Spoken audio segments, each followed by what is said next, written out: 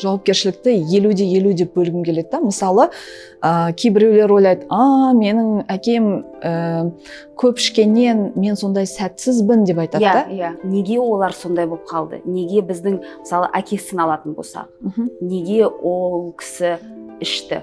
Сондай отбасында туылған кезде әбден қиыншылықты көргеннен кейін баланың ішінде бір жаңа стратегия туындайды ғой. Мен осылай өмір сүргім келеді ма? Бұл кәдімгі үкіметтен қашып жүрген бір жанұя. Шындықтан қаша алмайсың, өзіңнен қаша алмайсың. Солай, қоғамдағы маңызды тақырыптарды көтеретін бағдарлама. Біз кәсіби психологпен бірге өмірлік сұрақтарға жауап іздейміз. Адамдардың шынайы өмірін талқыламау үшін біз танымал фильмдердегі кейіпкерлер мен идеяларды мысал ретінде қарастырамыз. Егер фильмді көрмеген болсаңыз, оқасы жоқ. Бұл жерде өмірлік жағдайлардың себептерін және олардың шешу жолдарын қарастырамыз. Адамдар және сезім туралы ашық әңгіме. Солай бағдарламасы. Менің қасымда сезім платформасының кәсіби психологы Меруерт. Бүгін біз осы жерде әлемдік кинофильмдерге сүйене отырып, психологиялық аспектілерді талқылаймыз. Бүгін таңдаған киномыз шыныдан жасалған сарай. Осы кино маған қиын берілді, көруге қиын болды. Өйткені, шын айтайын, бұл киноны мен бір 3 рет тоқтап, қайтадан ашып, қайтадан көріп, қайтадан тоқтап, сөйтіп көрдім. Неге бұл кинода адамға әртүрлі сезімдер шығады? Бірақ бір жағынан әрине бұл жерде өте көп психологиялық проблемаларды көруге болады. Ең бастысы ол маскүнемдік, адамның ішімдікке беріліп кетуі. Екіншіден, содан зардап шегетін балалардың өмірі. Бұл жерде басты кейіпкер Джанетті көреміз. Джанет кәдімгідей жақсы лауазымда жұмыс жасайтын жас қыз, сонымен қатар оның өте көп қорғаныс механизмдері бар. Қорғаныс механизмі деген кезде әке шешесінен ұялады. Қазір ол жаққа барғанша, қазір кішкене бастан бастайықшы. Бұл шыныдан жасалған сарай. Шын нәрсе, шын нақты деректерден жасалған кино. Бұл кітап, осы біздің кейіпкер, оның кітабы бар. Осы кітапқа сүйене отырып, осы кино пайда болды, дұрыс қой? Ең басында біз көрген кезде бұл жерде екі ғашық болып қалған екі адамды көреміз. Олардың бала шағасы бар. Басында бәрі әдемі бір қандай романтикалық ертегі сияқты шығарды деп бастаймыз соны. Бірақ содан кейін бұл иллюзия сияқты, шыны сияқты біздің көзімізше бәрі сына бастайды. Неге сондай болып қалады? Бұл жерде саналы екі жұпты көріп тұрған жоқпын, өйткені екеуі инфантилді позицияда тұрған екі адам. Кітапқа сүйенетін болсақ, жаңағы әйел адам, Джанеттің анасы, ол бай отбасынан шыққан, әке шешесіне қарсылық білдіріп, бунт шығарған, сөйтіп әке шешесінен қашып жүрген қыз, бостандық іздеген қыз. Бірақ бұл бостандықта ол басқа тағы да жарақаты бар адамға ұрынады. Екінші жақтан әкесін алатын болсақ, бұл жерде кәдімгідей сондай бір өзінің өздік бір жарақаты бар адамды кездестіреміз. Олар бір-бірін табады ғой. Адам деген біз білеміз ғой, подобное притягивает подобное. Кейде жарақатты табады. Жарақатты табады. Олар өздері біз көріп тұрмыз, бұл саналы ата-ана емес екенін. Өйткені кітап бойынша жаңағы әкесі қысқа мерзімде артынан қалмай үйлендіріп алған жұп. Ол бір протест сияқты сонда. Иә, екеуі де бір жерден қашып құтыла алмағандықтан екеуі қосылған жұп қой. Бірақ дегенмен өзекті проблемалар адамның өмірінде қалып қоймайды, қашып құтыла алмайсың. Шындықтан қаша алмайсың дейді, өзіңнен қаша алмайсың дейді. Сол сияқты бұл жерде екі үлкен адамды көре тұра, бірақ іс-әрекеттері кішкентай балалардың іс-әрекетіндей жұп. Ол енді бір жағынан егер жарайды олар екеуі ғана, олардың өздерінің әңгімесі десек, бұл жерде бала кәдімгідей 4 бала пайда болады. Ол 4 бала деген 4 өмір. Сол кезде бұл жерде неге солай болып қалады? Неге біз көреміз мысалы біздің бірінші біз көрдік ата-ана бала сияқты, ал балаға ешқандай түсіндім сұрағыңызды. Бала үлкен адам сияқты болып қалады. Бала ата-анасына ата-ана болып кеткен. Иә, бала рөлде жүр. Бұл жерде егер иерархияны қарастыратын болсақ, иерархия негізі, мысалы мен болсам, екі жағымда, жоғары жағымда ата-ана тұрады. Бірақ бұл жерде баланың орнында ата-ана төменгі жақта. Ол не дегеніміз? Ол деген жаңағы әр адамның енді өзінің рөлі болады өмірде. Сол рөлдердің шатасып кетуі. Шатасып кеткен кезде бұл жерде міндетті түрде психологиялық проблемалар туындайды. Мысалы, балалар гипер жауапкершілікті көп алып кетеді. Өздерінің жастарына сай емес, мысалы, көп ұят сезімі сезінеді, сонымен қатар көп кінәні сезінеді. Неге менімен олай болды, неге менің ата-анам бұндай деген сияқты көп сұрақтарға толы бір ішкі күйзелісте болады.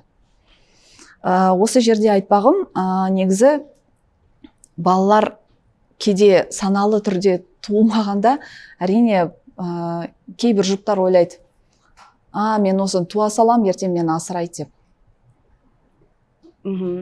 Или менің барлық проблемаларым шешіледі, өздерінен өзі өсіп есейіп кетеді. Бұл бір романтикалық ата-ана деп ойлайды. Ата-бала болам, бір өзімен өзі өсе береді. Өз-өзімен өсе береді, оларға көңіл бөлудің қажеті жоқ, тек туа салу керек деп ойлайды, мысалы. Бірақ алдында қандай қиындықтар туылып тұр, мен ол балаларды асырай аламын ба, не ішіп жатыр, не жеп жатыр демейді. Бұлай қазір бір сондай сұрақ пайда болып жатыр да. Егер сен өзің психологиялық тұрақсыз болсаң, балалы болу дұрыс па? Дұрыс па, дұрыс емес па? Әрине бұл жерде саналы адам болса, әрине ол баласын барлық жағынан қамқорлықпен қамтамасыз етеді. Білімін беріп, ұйқы тамағын қамтамасыз етіп, ал екінші жақтан ондай қамқорлық болмағандықтан, әрине біздің қоршаған ортамызда тағы да өз-өзіне жауапкершілікті ала алмайтын адамдар тола береді. Қазір сондай болып тұр ма? Бұл жерде менің айтпағым, осы киноға сүйенетін болсақ, балалар өздігінен өте ақылды болып шыққан. Әрине, жаңағы ата-ананың міндетін алып, ана кинода бір эпизод бар ғой, қыз қарын ашқаннан өз-өзіне тамақ пісіргісі келеді, бірақ денесін күйдіріп алады. Бірақ анасы сурет салып отырады. Немесе әкесі ақша табу үшін қызын бір манипуляцияға жібереді. Ер адаммен қосылдырып, оның көзін тартып, көңілін аударту үшін деген сияқты. Бұл жерде енді анық көріп тұрмыз, бұл ата-аналардың саналы түрде жауапсыз ата-ана екені анық. Енді ол біз жауапты, жауапсыз ата-ана дейміз. Егер оған арғарай бітіп қарасақ, тағы да үңіліп, неге олай болып қалды? Бұл да енді бір өмір. Біз қазір былай қарадық, бұлар балалы болды, балаларға қарай алмады, тамақтандыра алмады, бір жерден бір жерге көшіп жүрді. бірақ егер ары қарай оның алдында қарасақ, неге олар сондай болып қалды? Неге біздің мысалы әкесін алатын болсақ, неге ол кісі ішті?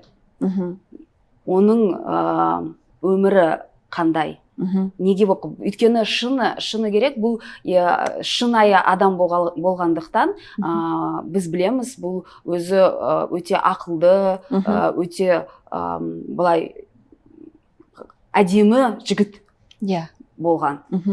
Бірақ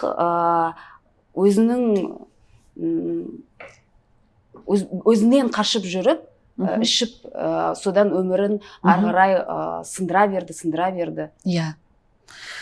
Әрине, адам деген ішімдікке қалай келеді? Ішімдік негізі ойлаған ойларынан, сезімдерінен қашу, ұмытылу.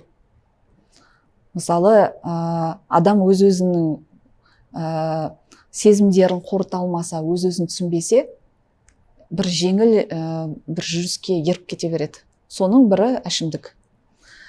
Екіншіден, киноға үңілетін болсақ, кітапқа үңілетін болсақ, бұл жерде балалық шағына көңіл аударсақ, бір жылы қабақ танытатын отбасынан шыққан деп айта алмаймыз. Өйткені ағасы шизофрениямен ауырады, анасы біртүрлі бір қатыгез бір жан. Сонымен қатар сол анасынан қашып жүремін дегеннің өзінде де, бірақ бұл жерде өзінің жасаған жұмысын аяғына дейін жеткізе алмайды. Басын бастайды да тастап кетеді, басын бастайды тастап кетеді, немесе көшіп қонып жүреді. Бұл неге байланысты? Бұл жерде кіші кезден біз деген ата-анамыздан көптеген қолдауды, мақтауларды аламыз. Сен күштісің, ең маладессің, қолынан келіп жатыр, жаман келмей жатса да күшті жасалып жатыр. Қандай кереметсің, қандай таланттысың деп айтады ғой. Сондағы айтпағым, енді біз сол әңгімелерді, сол жылы сөздерді көп жинаймыз іштей. Сол жылы сөздер бізде үлкейгенде өте қатты көмектеседі, немесе көмектеспейді. Егер ол айтылмаған болса? Оның аздығынан енді ол неге сүйене алады? Оның психикасы жетпей тұр ғой, санасы жетпей тұр. Не істей аламын, тұрақты болу деген не? Сонымен қатар бұл жерде кейіпкер өте ақылды, түсінемін. Бір жағынан бір жылы, бір жақтарынан көре аламыз бұл кинодан. Бірақ дегенмен өзінің іштей бір қорқынышы бар. Бір нәрсені бастағанда аяғына дейін жеткізе алмайды. Сондықтан да бұл жерде фрустрация деген сөз есіме келіп тұр. Адамның қиындықтардан өте алмаған процесс. Өйткені бір тәжірибе жоқ та. Немесе адамдар үйреніп қалады ана лездік результаттарға. Мен бір нәрсені жасасам, ол бірден бола қалу керек деп. Бірақ өмірде олай емес қой. Біз деген 100 рет құлаймыз, біреуінде әйтеуір сәтті шығуымыз мүмкін. Ол сол сәтсіздіктен қорқу, сәтсіздікті қорқу.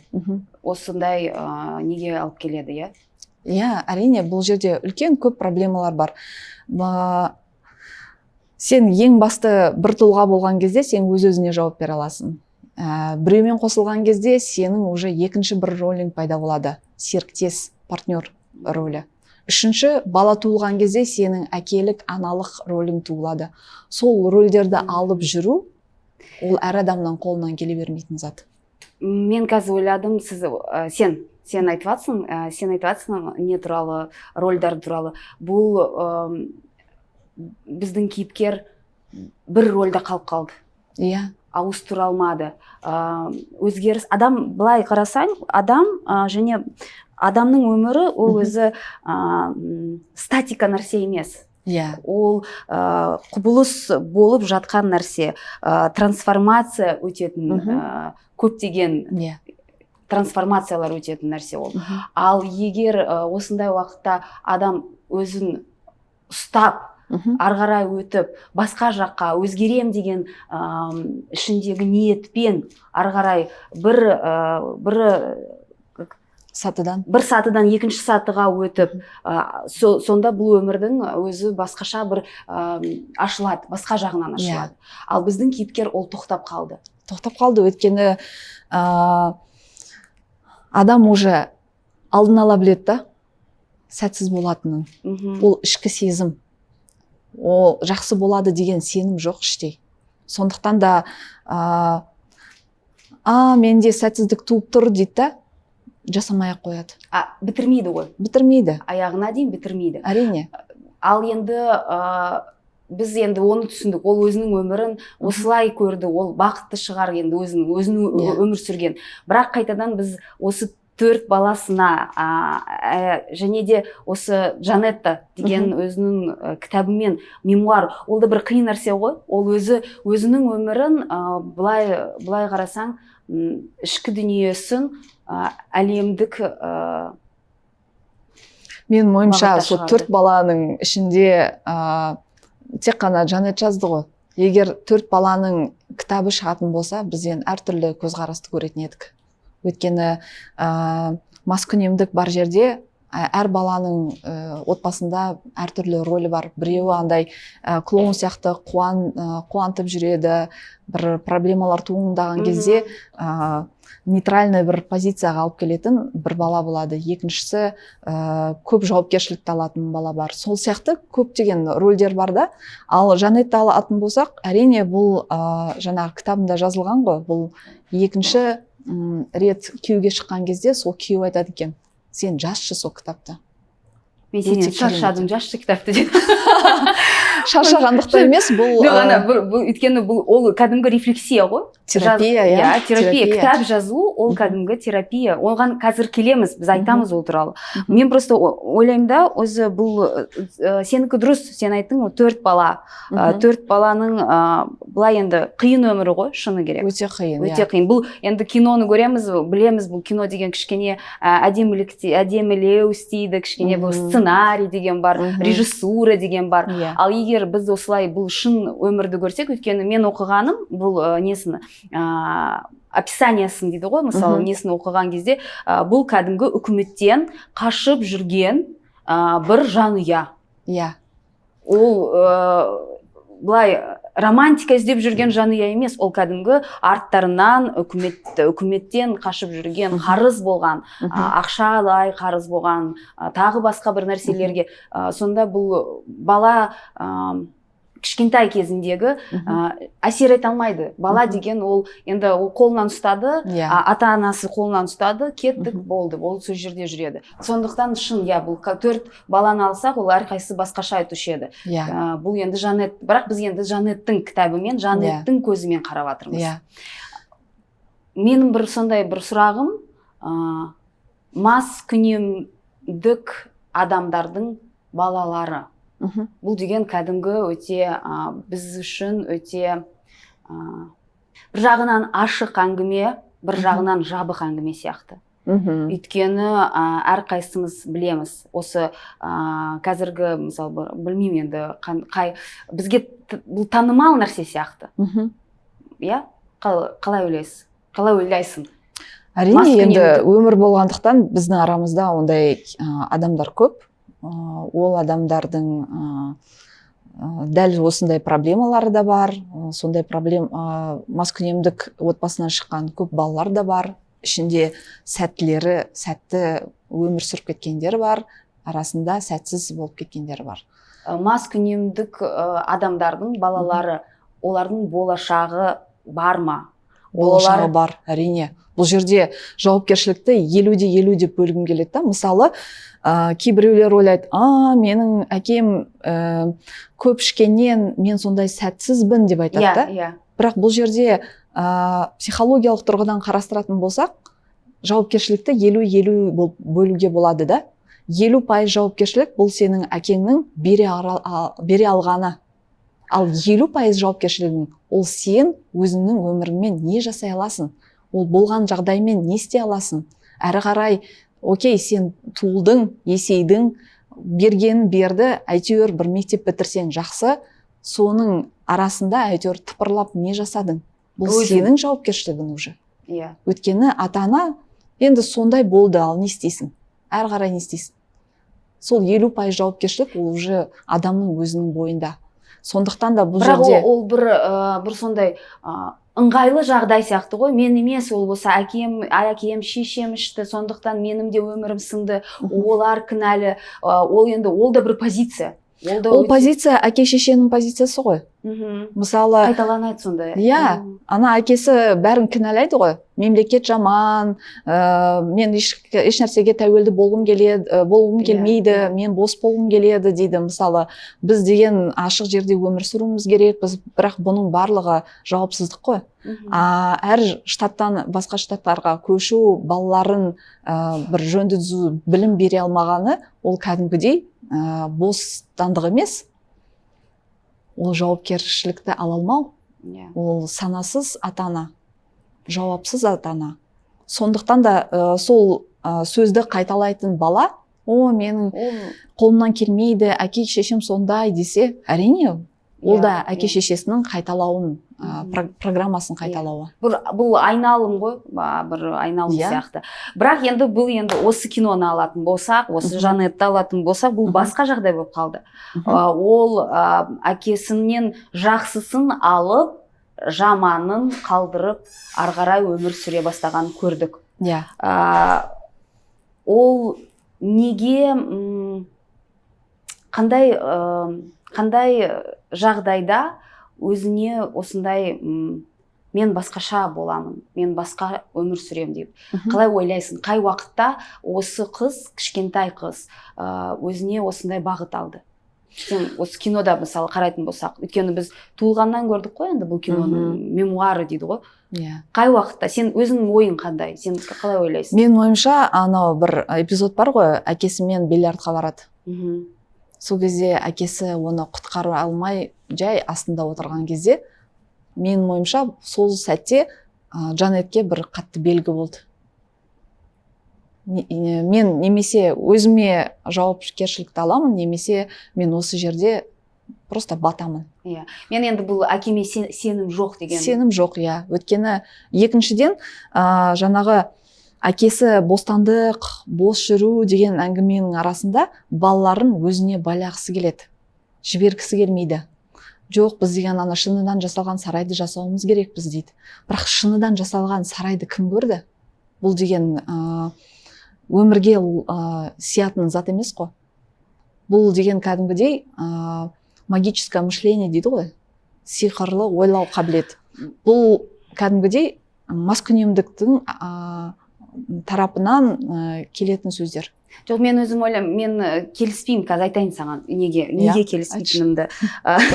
Мен ойлаймын да, бұл шыныдан жасайтын сарайды, бұл кішкентай бала болған кезде осы менің ойым ол шын болу мүмкін емес, бірақ мен өзім ойлаймын, біз білеміз, бұл егер әкесін алатын болсақ, кәдімгі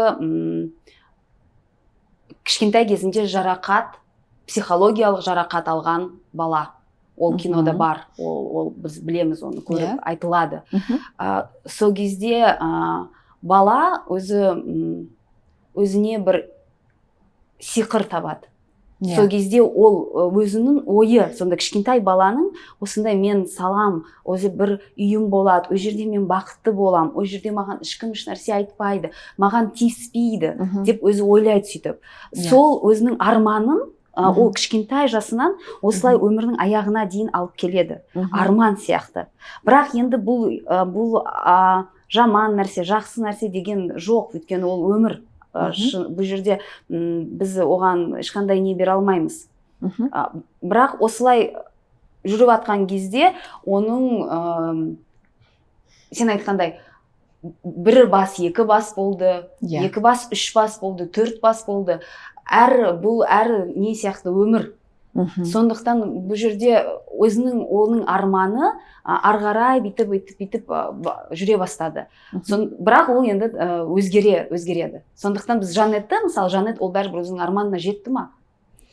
Менің ойымша жетті. Мысалы, сондай отбасында туылған кезде әбден қиыншылықты көргеннен кейін баланың ішінде бір жаңа стратегия туындайды ғой. Мен осылай өмір сүргім келеді ма? Әлде басқа өмірді таңдаймын да деп.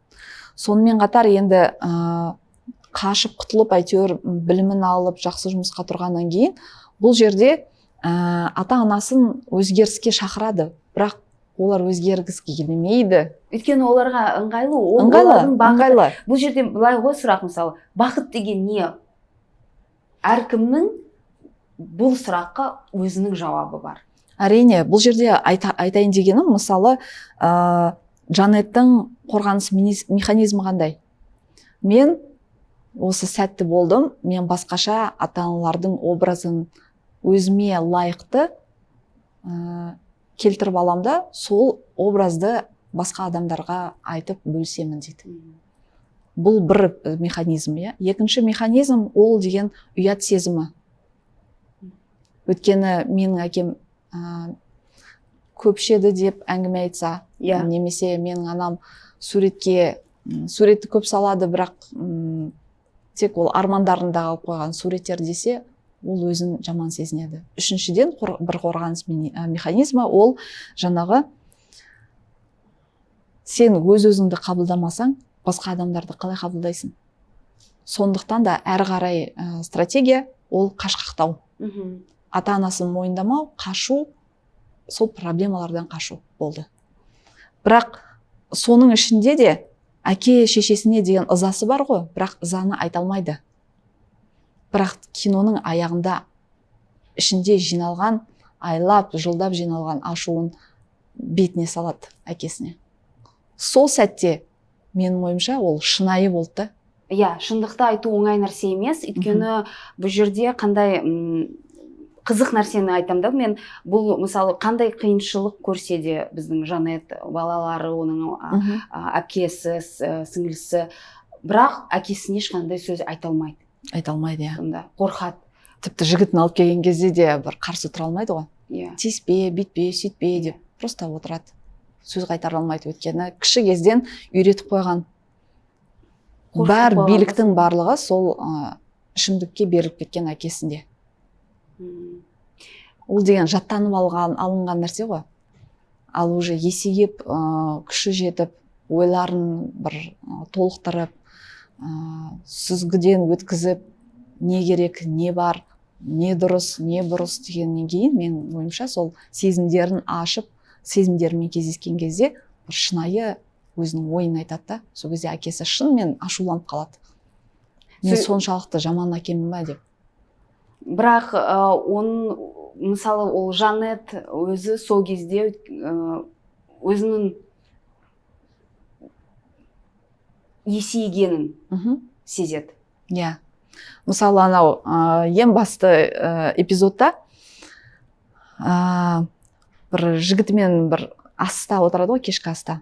Сол кезде өтірікті айтады. Мен әкем осындай, анам осындай деген сияқты өзінің кәдімгідей күшті отбасынан шыққанын айтып отырады. Сол кезде де жігіті біледі шындықты, бірақ дегенмен ол да жігітінің жұмысына жақсы контрактілер келсін деген ойда оны қолдап отыр да. Сол кезде ол менің ойымша өзінің қуыршақ ретінде сезінеді. Мен кімді алдап отырмын? Мен кімді қуантып жатырмын? Мен өзімді қуанта аламын ба? Мен неге басқа адамдарды өмір бойы қуантуым керекпін? Мен әке шешемнен қашсам да өзімді қуантты, бірақ мен басқа адамға қайтадан оралдым. Мен де оны қазір қуантып отырмын. Иә. Мен қазір ойлаймын, ол мысалы оның әкесі өтірікті көп айтатын адам. Біз оны көреміз балаларға да, әйеліне де. Содан былай қарасаң, Жанет бір уақытта сол әкесі сияқты болып қалды ғой. Иә. Ішпесе де, бірақ оның амалдары тура сол, өтірік айту, шындықтан қашу, аяғына дейін бітірмеу. Бірақ бір кезде бұл нәрсе сынады, басқа жаққа бұрылады. Вот сол кездегі уақытты аналитика пайда болады. Менің ойымша. Мысалы, біз айтамыз, бұл енді біздің героиня, біздің кейіпкеріміз кітап жазды. Оның екінші жолдасы кітап жаз деп айтты. Бірақ менің ойым, біз қайсымыз былай қарағанда ойлаймыз ғой, менің өмірім осындай бір кешке ұйықтаған кезде, мысалы, бүгін не болды, бүгін не істедім, неге мен осындай сезімге болдым, неге мен осыны істедім, немесе істемедім деген ойлар пайда болғанда, сол кезде адамның өмірі менің ойымша басқа жолға бұрылады? Дұрыс айтасың. Мысалы жаңағы біз ашулы болып тұрған кезде біз инфантилді позицияда көп болуымыз мүмкін. Өйткені нағыз шынайы сезімдерді ажырата алмайтын сияқтымыз да. Ал сезім кішкене басылған кезде біз уже дұрыс нәрселерді ойлай бастаймыз. Менің айтпағым жаңағы киноның соңындағы ашуды айту, ол мысалы обида ғой. Әке шешесіне деген бір наразылығы, шағымы.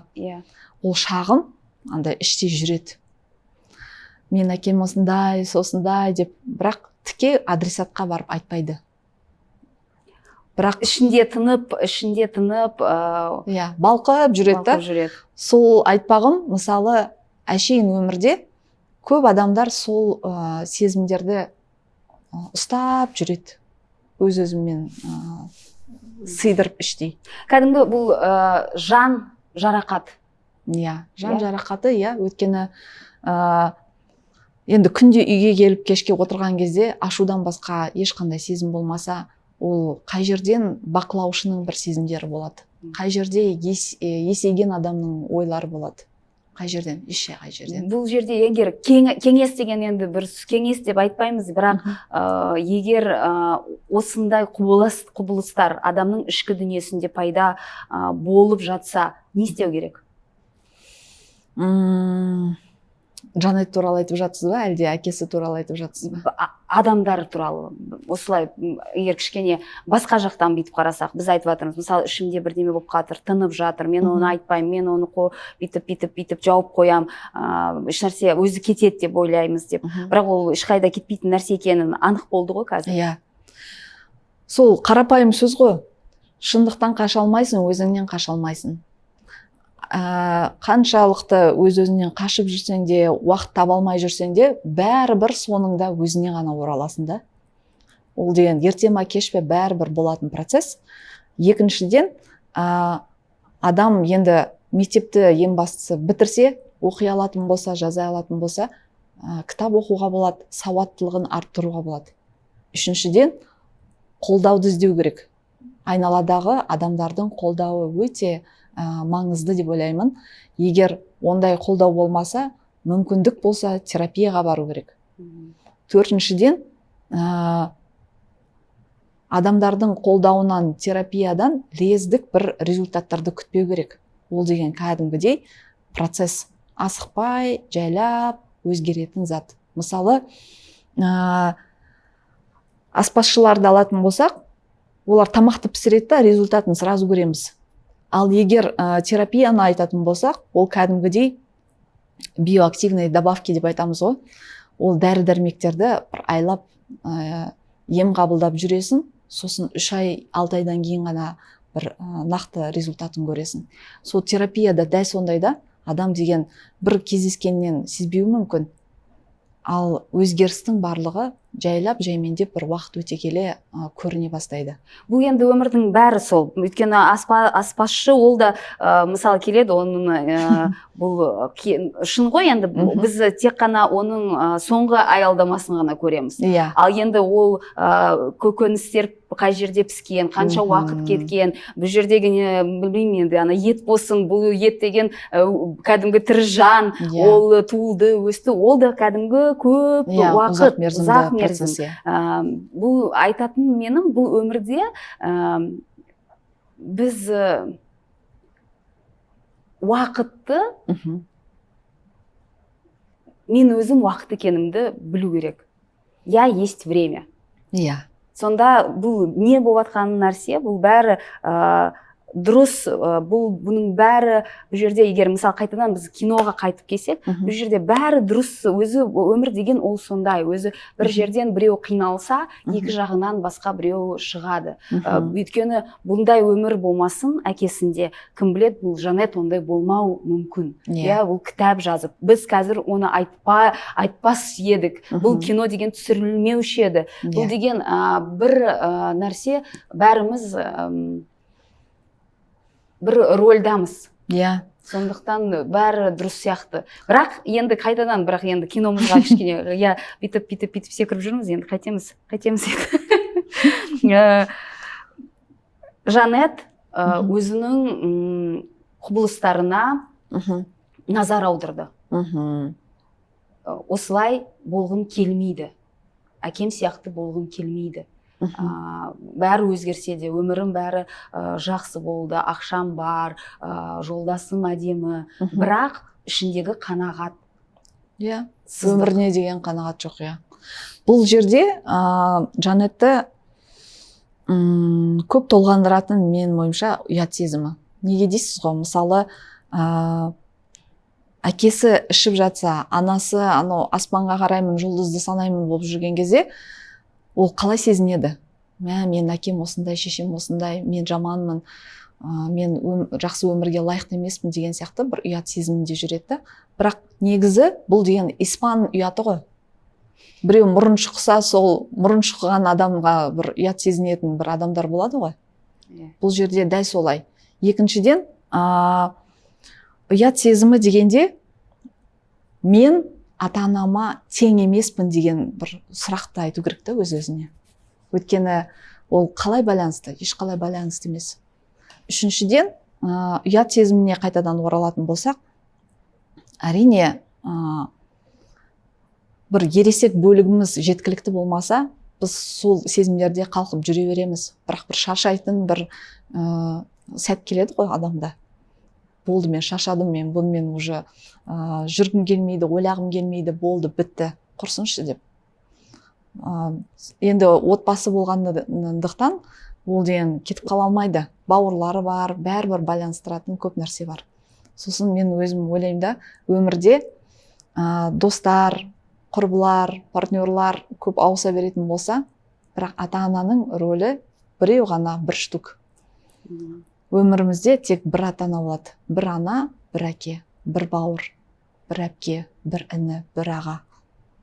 Бір отбасынан шығатын, ол кәдімгідей эксклюзивті адамдар деп айтайықшы. Енді ол дұрыс бәрі. Ол бәрі енді әдемі нәрсе, дұрыс нәрсе. Бірақ ұят сезім ол да адамға сай нәрсе ғой енді.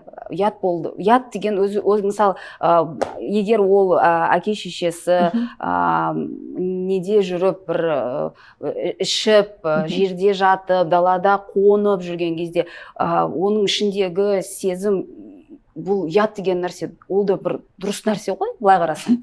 Әрине, бірінші сәттен ол сондай сезім туылады. Ал екінші жақтан бұл жерде ұят сезімінен ол деген барлығын жасырғысы келеді ғой, өткен шағын. Бұл жерде қисық бір жолды көріп тұрмыз да. Ал екіншіден, Жанет өзінің жетістіктеріне үңілмейді да, көңіл бөлмейді.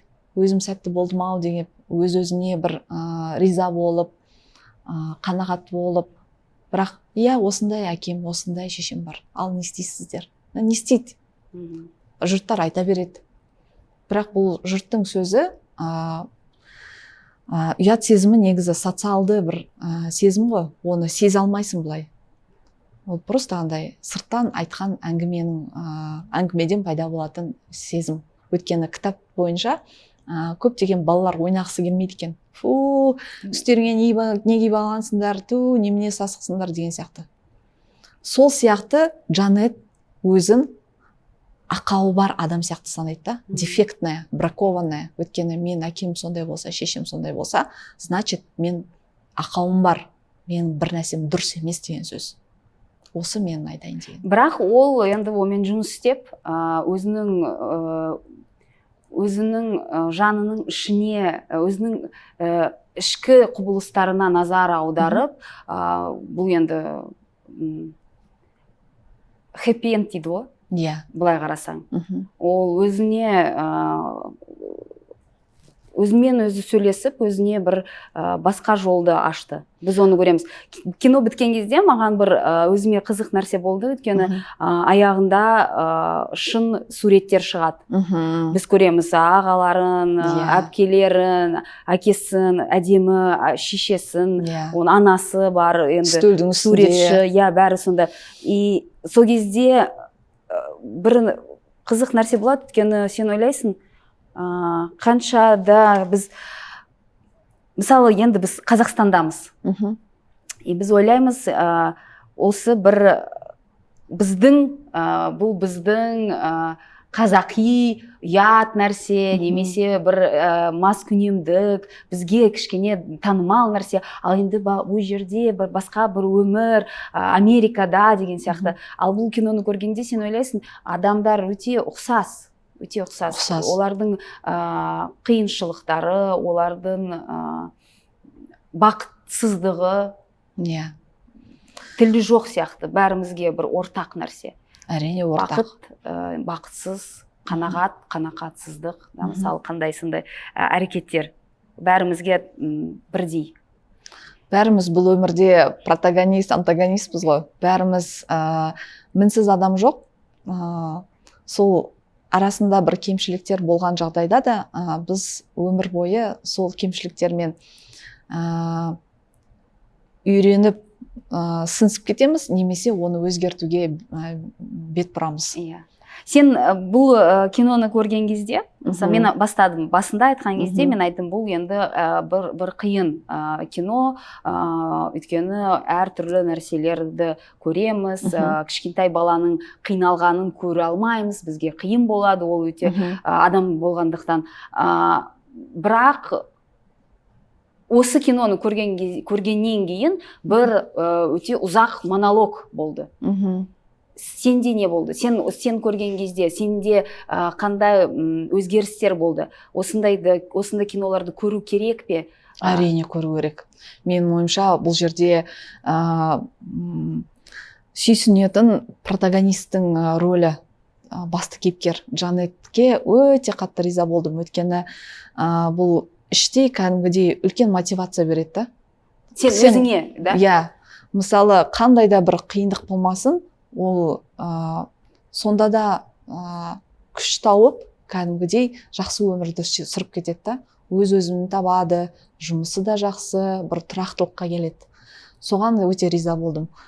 Сондықтан да бұл жерде тағы да өзімнің жұмысыма байланысты, әрине әрбір келген клиенттер сондай бір жетістікке жетіп жатса, мен өте қатты қуанамын, өте қатты тамсанамын тіпті.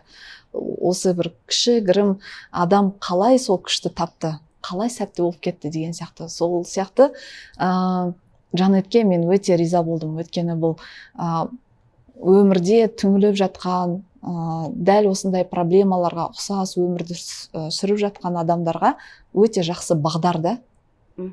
Осындай болу мүмкін деген сияқты. Мүмкін, және осыдан қалай шығуға болады деген бағдар.